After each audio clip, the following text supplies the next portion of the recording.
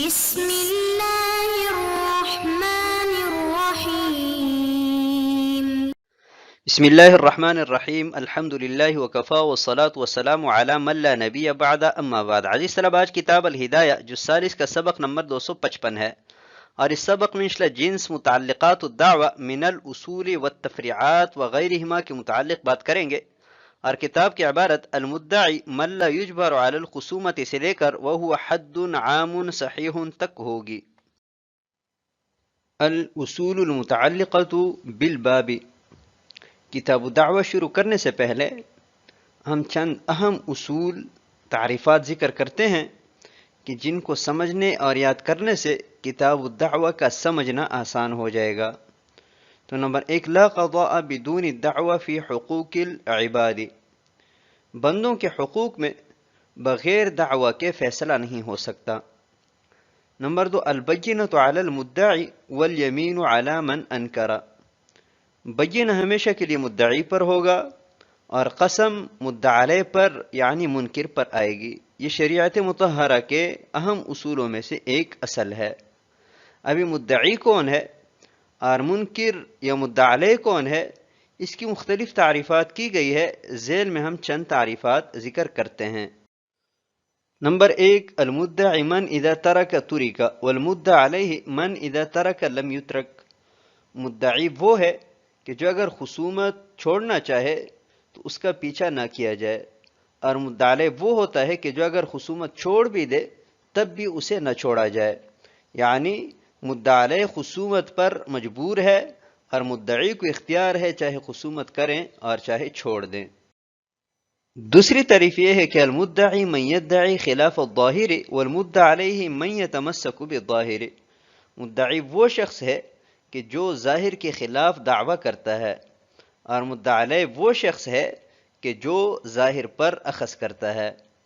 تیسری تعریف مدعی اور مدعی علیہ کی یہ ہے کہ المدعی من یثبت لنفسہ علی غیرہ ما لم یثبت، کہ وہ غیر پر اپنے آپ کے لیے وہ چیز ثابت کرتا ہے کہ جو چیز ابھی تک ثابت نہیں ہوئی. والمدعی علیہ من یمسک علی نفسہ ما قد ثبت. اور مدعی علیہ یہ وہ شخص ہوتا ہے کہ جو ثابت شدہ چیز اپنے لیے روکنا چاہتا ہے. اصل نمبر 6، البینۃ لا تسمع الا علی خصم حاضر او نائبہ حقیقتا او حکما.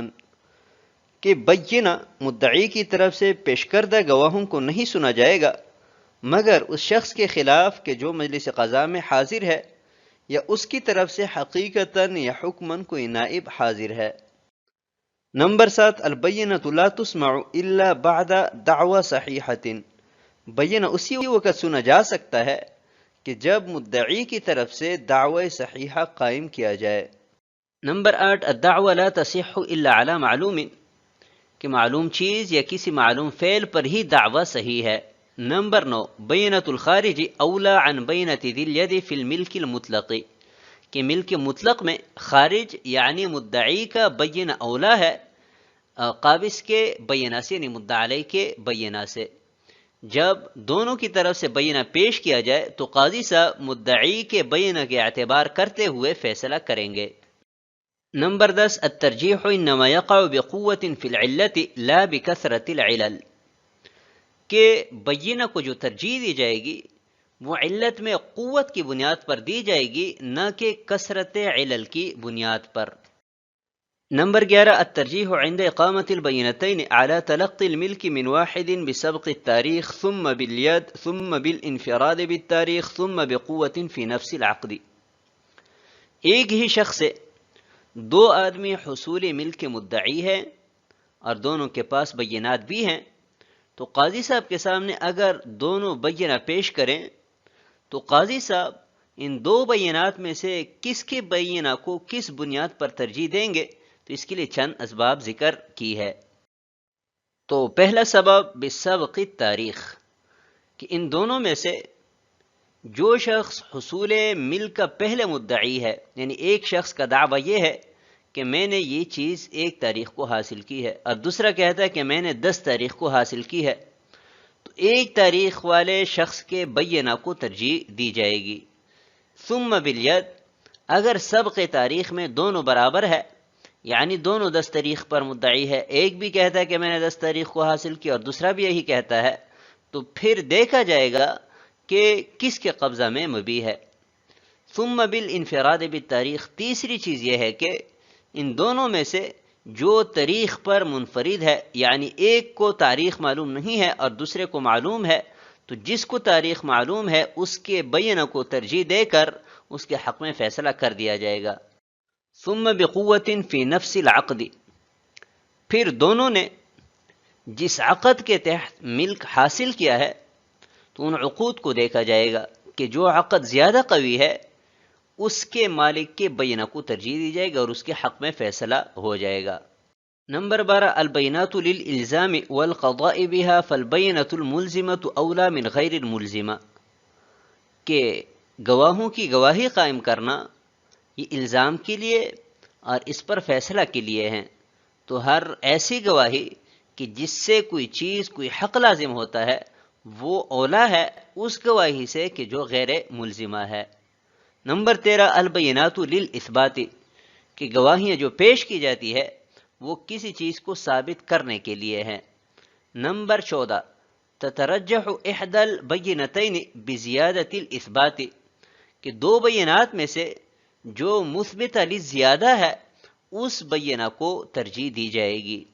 نمبر 15 الملک لا يتلقى الا من المالک على الجهة التي اقر بها او ثبت بالحجہ، کہ ملکیت مالک ہی سے حاصل کی جا سکتی ہے اسی طریق پر کہ جس کا اس نے اقرار کیا ہے یا اس پر حجت کی بنیاد پر ثابت کیا گیا ہے۔ نمبر 16 اصل التنصیف بالمنازعہ، تنصیف یعنی نصف کرنا منازعہ کی بنیاد پر شریعت مطہرہ کے اصولوں میں سے ایک اصل ہے۔ نمبر 17 اصل العول والمضاربہ، مضاربہ اور عول کا اصل بھی شریعت مطہرہ کے اصول میں سے ایک اصل ہے۔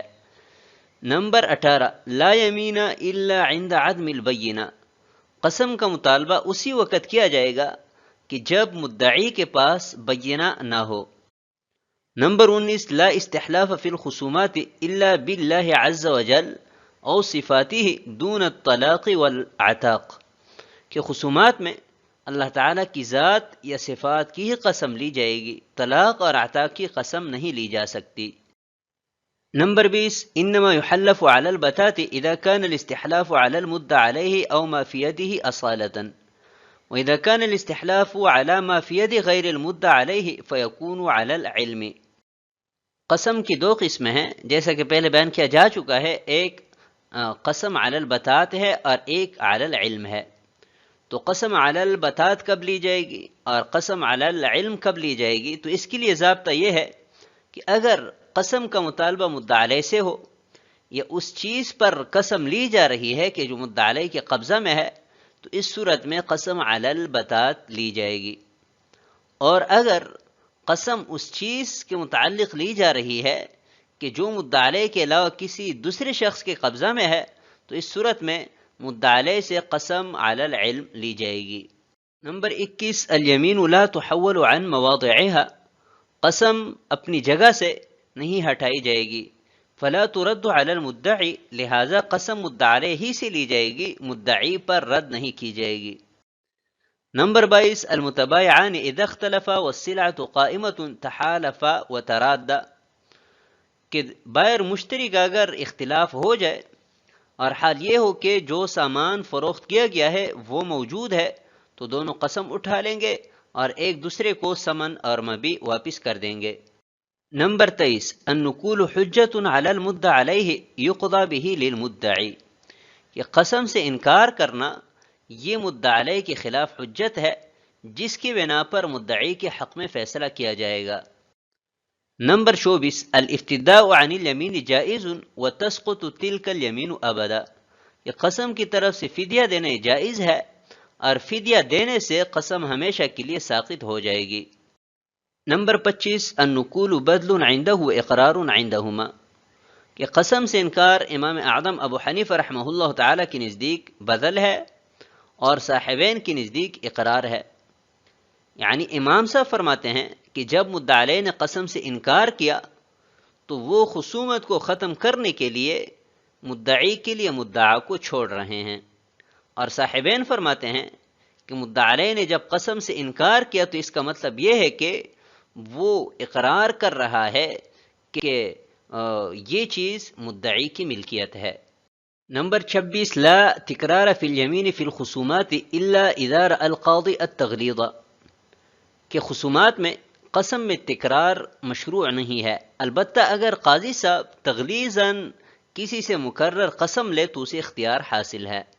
نمبر 27، المتخاصمین اذا تصادقا على سبب ثبوت الحق ثم ادعى احدهما بطلانه فالقول لصاحبه، دو متخاصمین نے ایک دوسرے کی تصدیق کی کہ اس حق کا جو سبب ہے وہ ثابت ہوا ہے، پھر دونوں میں سے ایک نے اس کے بطلان کا دعویٰ کیا تو بطلان کے مدعی کا جو خصم ہے اس خصم کا قول معتبر ہوگا۔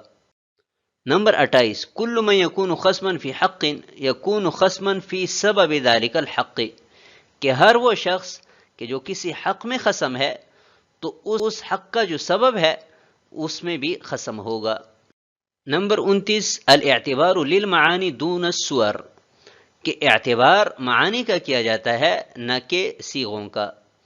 نمبر 30، الیمین ابدا یکون علی النفی، کہ قسم ہمیشہ کے لیے نفی پر ہوگی نہ کہ اس بات پر۔ یتعلق بالدعوی اربعۃ حقوق، جب مدعی کی طرف سے دعویٰ کیا جائے تو مدعا علیہ پر 4 حقوق واجب ہو جاتے ہیں۔ نمبر 1، وجوب الحضور، مجلس قضاء میں حاضر ہونا اس پر واجب ہو جاتا ہے۔ نمبر 2، وجوب الجوابی، جواب دعویٰ اس پر واجب ہو جاتا ہے۔ نمبر 3، احضار العین المدعات، کہ جس عین کا دعویٰ کیا ہے اسے مجلس قضاء میں حاضر کرنا اس پر واجب ہو جاتا ہے، بشرط کہ وہ عقار نہ ہو یا دین نہ ہو۔ نمبر 4، الحلف عند عدم البینہ، کہ اگر مدعی کے پاس بینہ نہیں ہے تو اس پر قسم اٹھانا واجب ہو جاتا ہے۔ کتاب الدعوہ، یہ کتاب دعوہ کے بیان میں ہے۔ قال المدعی من لا یجبر علی الخصومت اذا ترکہا، کہ مدعی وہ ہے کہ جو اگر خصومت چھوڑ دیں تو اسے خصومت پر مجبور نہ کیا جائے۔ والمدعی علیہ من یجبر علی الخصومت، اور مدعی علیہ وہ شخص ہے کہ جسے خصومت پر مجبور کیا جائے۔ ومعرفۃ الفرق بینہما من اہم ما تبتنى علیہ مسائل الدعوہ، کتاب الدعوہ کے مسائل جس چیز پر مبنی ہے ان میں سے سب سے اہم ان دونوں کے مابین فرق کو سمجھنا ہے۔ وقد اختلفت عبارات المشائخ رحمہم اللہ تعالی فیہ، اور اس بارے میں مشائخ رحمہم اللہ تعالی کی عبارات مختلف ہے۔ فمنها ما قال فی الکتاب وهو حد عام صحیح، اور من جملہ ان عبارات میں سے وہ ہے کہ جسے امام قدوری رحمہ اللہ تعالی نے بیان کیا ہے اور یہ تعریف عام صحیح ہے۔ کتاب الدعوہ، یہاں سے کتاب الدعوہ شروع کر رہے ہیں تو اس کے متعلقہ اصول اور ضروری تعریفات پہلے بیان کر چکے ہیں۔ یہاں بالاختصار دعوہ کو لغتاً اور شرعاً بیان کرتے ہیں، اور انشاءاللہ دیگر مباحث آنے والے دروس میں ہوں گی۔ تو دعوہ اصل مادہ دال عین اور یا ہے، لغت میں دعا اور پکار کو کہتے ہیں، اور اسی میں سے اللہ تعالیٰ کا قول ہے دعواہم فیہا سبحانک اللہم وتحیتہم فیہا سلام وآخر دعواہم ان الحمد للہ رب العالمین۔ اس آیت کریمہ کا ترجمہ یہ ہے کہ اہل جنت جب جنت میں داخل ہوں گے تو ان کی پکار یہ ہوگی دعواہم فیہا، دعواہم یہاں پکار کے معنی میں ہے، ان کی پکار یہ ہوگی کہ یا اللہ تیری ذات ہر عیب سے پاک ہے، اور ایک دوسرے کے خیر مقدم کے لیے جو لفظ وہ بولیں گے وہ سلام ہوگا، اور ان کی آخری پکار یہ ہوگی وآخر دعواہم، دعوہ بھی یہاں پر پکار کے معنی میں ہے، اور ان کی آخری پکار یہ ہوگی کہ تمام تعریفیں اللہ تعالیٰ کی ہے جو سارے جہانوں کا پروردگار ہے۔ الدعوہ میں الف مقصورہ تانیث کی علامت ہے، لہٰذا دعون پڑھنا غلط ہے، اور کہا جاتا ہے کہ الدعوہ صحیحہ الدعوہ الباطلہ، یعنی جو صفت لائی جاتی ہے وہ مؤنث لائی جاتی ہے کیونکہ الدعوہ لفظ مؤنث ہے، اور جمع دعاوا ہے واو کے فتح کے ساتھ، دعاوی پڑھنا غلط ہے جیسے کہ فتوہ کا جمع فتاوا ہے۔ دعویٰ کی شرعاً کئی تعریفات کی گئی ہے جو تقریباً معنی کے اعتبار سے ساری کی ساری متقارب ہے۔ یہاں پر ہم بطور مثال ایک دو ذکر کرتے ہیں۔ ایک تعریف نقایہ میں کی گئی ہے اور وہ یہ ہے کہ یہ اخبار بحق لہو علی غیرہ، کسی شخص کا دوسرے کے ذمے جو حق ہے اس حق کے بارے میں خبر دینے کا نام دعویٰ ہے۔ اور ایک تعریف ملا علی قاری رحمہ اللہ تعالی نے علامہ المحبوبی صاحب اور اسی طرح شیخ الاسلام صاحب کے حوالے سے نقل فرمائی ہے، اور وہ یہ ہے کہ اضافت الشخص الشیء الی نفسہ حال المنازعہ، منازعہ کے دوران کسی شخص کا اپنی طرف کوئی چیز منسوب کرنا یہ دعویٰ ہے، اور اس کی صحت کے لیے مجلس قضا شرط ہے۔ یعنی اگر مجلس قضا سے کوئی شخص کوئی چیز اپنی طرف منسوب کرتا ہے منازعہ کے دوران، یہ شرعاً دعویٰ تو ہے لیکن درست نہیں ہے، اس کی صحت کے لیے ضروری ہے کہ قاضی صاحب کے مجلس میں اس چیز کی نسبت اپنی طرف کریں۔ قال المدعی من لا یجبر علی الخصومہ، یہاں سے مدعی اور مدعی علیہ کی تعریفات ذکر کر رہے ہیں جنہیں ہم پہلے بیان کر بھی چکے ہیں اور انشاءاللہ آنے والے دروس میں بھی بیان کریں گے۔ تو آج کے سبق کو ہم اسی پر ختم کرتے ہیں۔ والسلام علیکم ورحمۃ اللہ وبرکاتہ۔